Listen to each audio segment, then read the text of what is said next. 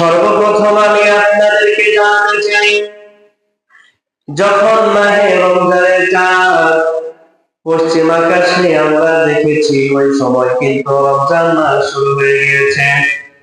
আপনাদের মনের ভিতর প্রশ্ন আসতে পারে, আমরা তো রমজান মাসের চাঁদ দেখলাম সন্ধ্যার পরে, মাগরিবের একটু আগে কিংবা মাগরিবের পরে, কিন্তু আমরা তো জানি দিন আগে শুরু হয় সূর্য ওঠার মধ্য দিয়ে।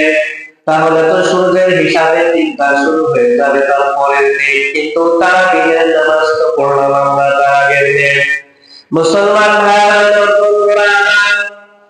চন্দ্র মাসের হিসাবে রাত আগে আসে, যেহেতু চন্দ্র ওঠে সন্ধ্যাবেলায় আর সূর্য ওঠে ইংরেজি বর্ষের হিসাবে, খ্রিস্টীয় বর্ষের হিসাবে সূর্যের মাধ্যমে দিন শুরু হয়, কিন্তু চন্দ্র মাসের হিসাবে রাত আগে শুরু হয়, পরের দিন আসে।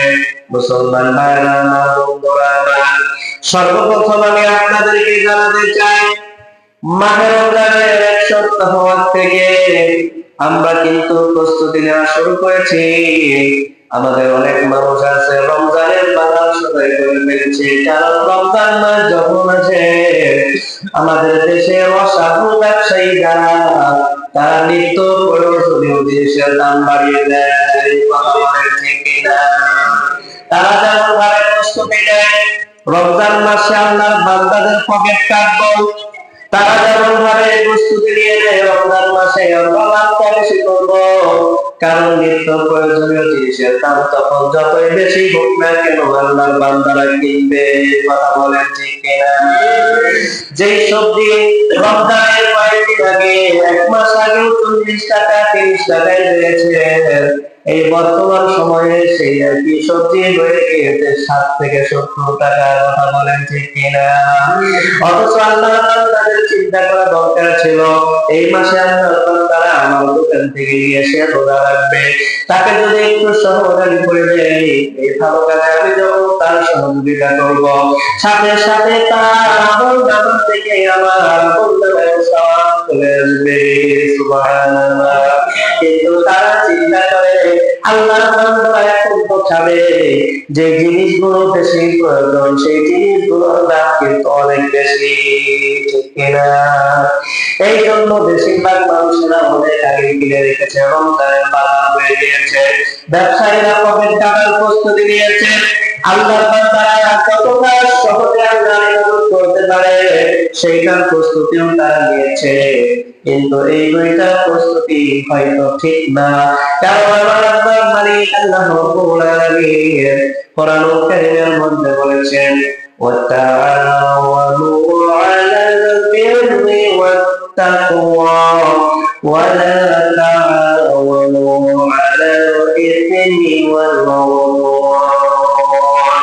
আল্লাহ রাব্বুল আলামিন বলেছেন, বান্দারে তোমরা সৎ কাজে, ভালো কাজে, তাকওয়ার কাজে, খোদাভীতির কাজে তোমরা একে অপরকে সহযোগিতা করো, কিন্তু পাপের কাজে, গুনাহের কাজে, সীমা লঙ্ঘনের কাজে তোমরা একে অপরকে সহযোগিতা করবে না। সুবহানাল্লাহ। নির্দেশটা কার? আল্লাহর নির্দেশ। তাহলে এই যে ব্যবসায়ীরা এখন আল্লাহর বান্দাদেরকে কষ্ট দিয়ে নিজেদের পকেট ভারী করবে, নিত্য প্রয়োজনীয় দ্রব্যের দাম বাড়ায় দিয়া আল্লাহর বান্দাদেরকে যে কষ্টে ফেলবে, তারা কি ভালো কাজে সহযোগিতা করলো নাকি ক্ষতি করার চেষ্টা করলো? ক্ষতি করার চেষ্টা করলো, কষ্টে ফেললো। অথচ এই মানুষগুলো এর দাম আরেকটু যদি কমায় দিত, অনেক মানুষের সহযোগিতা। ঠিক কিনা? কিন্তু তারা এটা বুঝতে চায় না। তারা বুঝে যে এখন এরা খাবে, এদের এখন আর কোনো উপায় নাই। দেখবে নিত্য প্রয়োজনীয় জিনিস আমরা রমজানে যেগুলো বেশি খাই বা বেশি ব্যবহার করি, ওইগুলোর দাম পূর্বের তুলনায় অনেক বেড়ে গেছে। ঠিক না? এরা কিন্তু আমাদেরকে সমস্যায় ফেললো, উপকার করলো না। আর আল্লাহ বললেন যে উপকার করো, সহযোগিতা করো খোদাবিধির কাজে, সৎ কাজে। ঠিক না? কিন্তু ওনারা এটা করে না। মুসলমান ভাইরা, বন্ধুরা, মাহে রমজানের যখন চাঁদ হয়ে গিয়েছে, চাঁদ উঠেছে পশ্চিম আকাশে, যখন চাঁদ ওঠার মাধ্যমে রমজান মাস এই ধরাতলে আগমন করেছে, সেই সময় আমার আপনার মালিক আল্লাহ রব্বুল আলামিন আমার আপনার জন্য আসমানের কিছু ব্যবস্থা করেছে। সুবহানাল্লাহ। আরো জোরে বলেন সুবহানাল্লাহ। রাসূল সাল্লাল্লাহু আলাইহি ওয়াসাল্লামের সাহাবী আবু হুরায়রা রাদিয়াল্লাহু তাআলা আনহু আমার আপনার নবী থেকে হাদিস বর্ণনা করেন। নবী সাল্লাল্লাহু আলাইহি ওয়াসাল্লাম বলেন, ইযা জাআ রমাদান ফুতিহাত আবওয়াবুল জান্নাহ ওয়া গুলিকাত আবওয়াবুল জাহিম ওয়া সুফিদাতিশ শায়াতিন। মুসলমান ভাইরা আমার, বন্ধুরা আমার মালিক আল্লাহ রব্বুল আলামিন মাহে রমজানের আগমনে আমাদের জন্য আসমানের মধ্যে কিছু ব্যবস্থা করেছেন।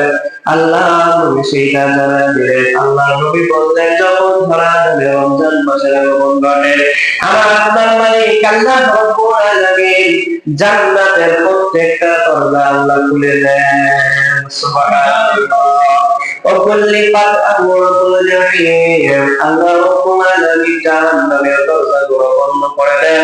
ওয়াসুফিদাতিশ শায়াতিন এবং যত শয়তান এবং শয়তানের যারা আছে, শয়তানের বাহিনীগুলোকে আল্লাহ রব্বুল আলামিন শিকলের মধ্যে আটকিয়ে ফেলেন। সুবহানাল্লাহ।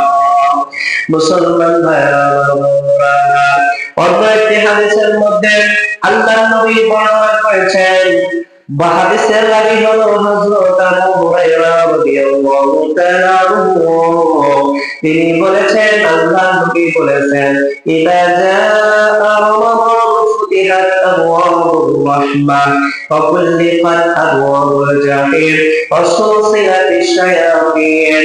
আল্লাহ নবী বর্ণনা করেছেন, আল্লাহ বান্দারা তোমরা শুনে নাও, ধরা হবে যখন এই দুনিয়াতে যখন মাহে রমজানের আগমন করে যায়, আল্লাহ রাব্বুল আলামিন তখন রহমতের সকল দরজা আছে, সমগ্র দরজাগুলো আল্লাহ রাব্বুল আলামিন খুলে দেন। সুবহানাল্লাহ। ওয়াকুলিকাত আবওয়াবুল জাহিম জাহান্নামের দরজাগুলো আল্লাহ বন্ধ করে দেন। ওয়াসুলসিলাতিশ শায়াতিন শয়তানগুলোকে আল্লাহ রাব্বুল আলামিন শিকলে রাখেন। সুবহানাল্লাহ। মুসলমান ভাইরা, বন্ধুরা আমার, এবার আপনার মনের মাঝে প্রশ্ন, হুজুর আল্লাহ রাব্বুল আলামিন মাহে রমজানের আগমনে জান্নাতের দরজাগুলো খুলে দেন, জাহান্নামের দরজাগুলো আল্লাহ তাআলা বন্ধ করে দেন, এটা কি শুধু ওই সময়ের জন্য নাকি পুরো মাসের জন্য? আল্লাহ রাব্বুল আলামিনের নবী রাসূল আলাইহি সাল্লাল্লাহু আলাইহি ওয়াসাল্লাম বলেন, ফালাম তাহমিল হাওয়া, জাহান্নামের দরজাগুলো যে বন্ধ হয়ে যায়, জাহান্নামের দরজাগুলো আল্লাহ রাব্বুল আলামিন বন্ধ করে দেন, এই দরজাগুলোর সম্পর্কে অন্য হাদিসের মধ্যে আল্লাহ নবী বলেছেন, এই রমজান মাসের পুরো সময়টা জাহান্নামের দরজাগুলো আল্লাহ তাআলা খুলেন না। সুবহানাল্লাহ। আর জান্নাতের দরজাগুলো যে আল্লাহ রাব্বুল আলামিন খুলে দেন, এইটা সম্পর্কে আল্লাহ নবী বলেছেন, ফালাম ইউলাকা মিনহা বাব, অর্থাৎ রমজানের শুরুতে আল্লাহ রাব্বুল আলামিন জান্নাতের দরজাগুলো যে খুলে দেন, পুরো মাস ব্যাপী এই জান্নাতের দরজাগুলোকে আল্লাহ রাব্বুল আলামিন বন্ধ করেন না। সুবহানাল্লাহ। মুসলমান ভাইরা, বন্ধুরা আমার, আল্লাহ রাব্বুল আলামিনের রহমতের দরজাগুলো খুলে গেল, জান্নাতের দরজাগুলো খুলে গেল, জাহান্নামের দরজাগুলো বন্ধ হয়ে গেল, শয়তানগুলোকে শিকলের মধ্যে আটকিয়ে ফেলা হলো।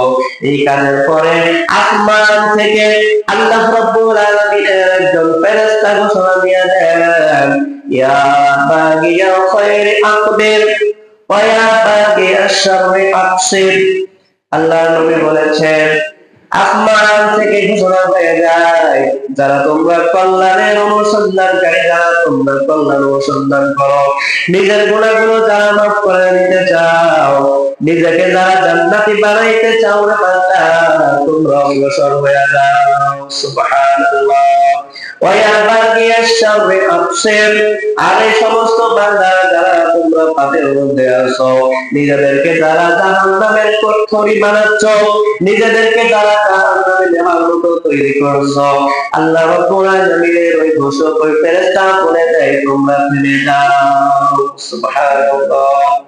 তার মানে হলো যে যারা সওয়াবের কাজ করতেছো, ভালো কাজ যারা করতেছো, তোমরা ভালো কাজ আরো বেশি করে করো। যারা ইবাদত করতেছো তারা তোমরা আরো বেশি ইবাদত করতে থাকো, কোরআন তেলাওয়াত করতে থাকো, তারাবির নামাজ আদায় করতে থাকো, দান সদকা করতে থাকো, আল্লাহর বান্দাদেরকে ইফতারি করাইতে থাকো। এই রকম যত ভালো কাজ আছে তোমরা যারা ভালো কাজ করো তারা আরো বেশি ভালো কাজ করতে থাকো। সুবহানাল্লাহ। ওয়া বাগিয়াশ শাররি আবসির, আর যারা আছো পাপের মধ্যে তোমার জীবনটাকে কাটিয়ে দিয়েছো, পাপের মধ্যে তোমার জীবনটা কাটাচ্ছ, তারা তোমরা থেমে যাও। তোমরা আর পাপ কাজের সাথে সম্পর্ক রেখো না, তোমরা আর পাপ করতে থেকো না, তোমরা ছেড়ে যাও। ঘোষণা কোথা থেকে? ঘোষণা কোথা থেকে? আল্লাহর পক্ষ থেকে একজন ফেরেশতা ঘোষণা দিচ্ছে। তার মানে কি? আল্লাহ তাআলা কি বান্দাগুলোকে জাহান্নামে দিতে চান? জোরে বলেন, আল্লাহ কি বান্দাগুলোকে জাহান্নামে দিতে চান? আল্লাহ তাআলা চান যে তার বান্দারা সব জান্নাতি হয়ে যাবে। এই জন্য মাস এসেছে, আসার সাথে সাথে, চাঁদ ওঠার সাথে সাথে এই ঘোষণা আসমানে দেওয়া হয়েছে, কিন্তু আমরা তো শুনলাম না, তাই না? বিদ্যুৎ থাকবে না 8 ঘন্টা, মাইকিং করে সবাই শুনি, প্রস্তুত হয়ে যায়, পানির ট্যাঙ্কি গুলো ভরে রাখি যাতে সারা দিনে পানির যত প্রয়োজন এটা যাতে পূরণ করা যায়, ঠিক না? এই ঘোষণা শোনার পর তো আমরা এটাই করি, তাই না? এখন আল্লাহ তাআলা আসমান থেকে যে ঘোষণাটা দিচ্ছেন, এই ঘোষণাটা তো আমরা শুনতেছি না, তাই না? ঠিক কিনা? শুনি কিনা? কথা বলে না, শুনি কিনা? শুনি না। ফেরেশতার ঘোষণা হয়তো শুনেন নাই, কিন্তু আশেপাশের প্রত্যেক মসজিদের মাইক থেকে ইমাম সাহেবেরা অনেক কিছু বলেছেন, এটা শুনেন নাই? জোরে বলেন, শুনছেন কিনা? রমজানের আগের জুমায় অসংখ্য মসজিদের ইমামের মুখে, খতিব সাহেবের মুখে শুনেছেন যে রমজান কবে থেকে আসছে, এটা তো শুনছেন। এইটা শোনার পরে একটু সাবধান হওয়া দরকার আছে না? নিজের আমলগুলোকে একটু সংশোধন করা দরকার আছে না?